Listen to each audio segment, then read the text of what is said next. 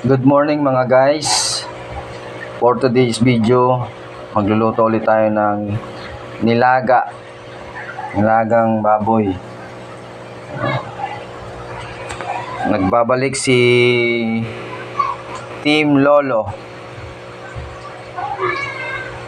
Yan guys, nagluluto tayo. Yan yung mga sangkap na pagluluto sa nilaga. May mais, saging na saba, yan, paminta, patis, sibuyas, may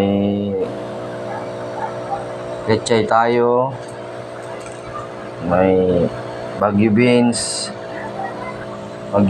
sili, patatas mga guys. Yun ang mga sangkap ng pagluluto sa nilaga. Yan guys,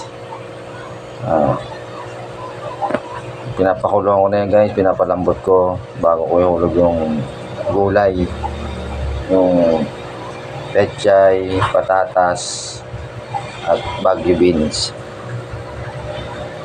Yan guys, yan. Pag naluto at lumambot na yan guys, pwede na natin ihulog yung patatas, Baguio beans, tsaka pechay. Yan guys. Request yan ng panganay kong anak. Nagluto daw ako niyan eh.